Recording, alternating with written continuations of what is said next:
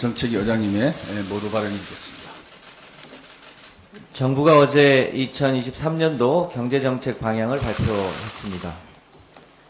내년 경제는 고금리와 낮은 성장률, 러시아 우크라이나 전쟁의 지속, 기후위기와 글로벌 공급망의 재편 등으로 올해보다 더 어려워질 전망입니다. 이런 상황일수록 정부는 세계적 흐름과 국내 상황을 정확히 분석해서 대응 방안을 세워야 합니다만 여전히 근시안적 처방에 그쳐서 아쉬움이 큽니다. 부동산 정책이 대표적입니다. 정부는 어제 다주택자에게 세금을 깎아줄 테니 집을 더 사라 라고 발표했습니다. 지금 집값 하락의 핵심 요인은 고금리 때문입니다. 그런데 핵심 원인과 달리 다주택 취득세 누진 제도를 완화하고 아파트 임대 사업을 부활시키게 되면 부동산 시장은 조만간 다시 투기판으로 바뀌게 될 것입니다. 다주택자 주택담보대출 허용으로 갭투자가 다시 횡행하고 분양권 떴다방 호객꾼들이 넘쳐날 것입니다. 결과적으로 우리 사회의 핵심 문제인 경제 양극화, 자산 양극화를 확대하고 청년 비혼 인구 확대, 초저출산 인구 위기 문제를 더 악화시킬 것입니다. 다주택 취득세 누진 제도와 3주택 이상 종부세 누진 제도 등은 우리 가구의 85%가 넘는 무주택자와 1주택자들을 위한 주거 안전장치입니다. 고금리 기조가 완화되고 집값이 적정선에서 안정되면 정부는 이들 무주택자와 갈아타는 1주택자에게 희망을 주어야 합니다.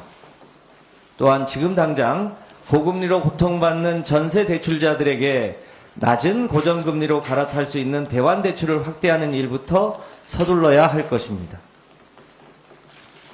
윤석열 정부는 2023년 예산안 심사 과정에서도 3천억 이상 이익을 내는 0.01%의 법인세 감세, 주식 양도소득세 비과세 기준 10억에서 100억으로 인상, 3주택 이상 다주택 종부세 폐지 등 우리 사회의 슈퍼부자들의 세금을 깎아주지 못해 안달이었습니다.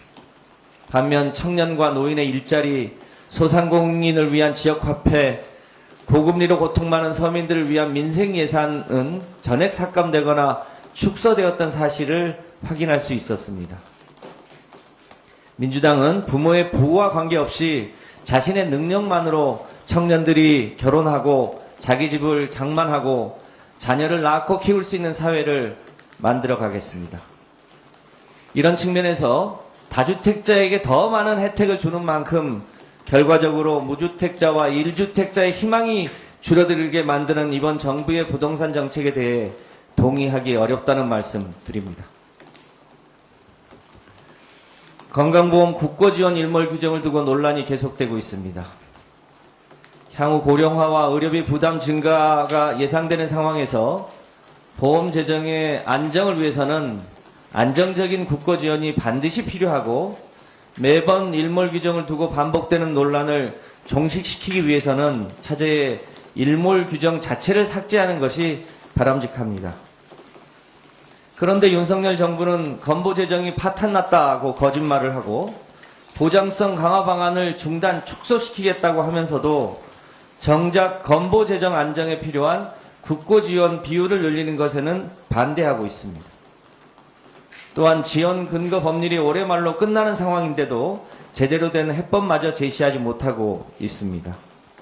이 상태를 그대로 방치하면 결국 건강보험에 대한 국고 지원 근거는 사라지고 국민들의 보험료 부담을 과도하게 늘릴 수밖에 없게 될 것입니다.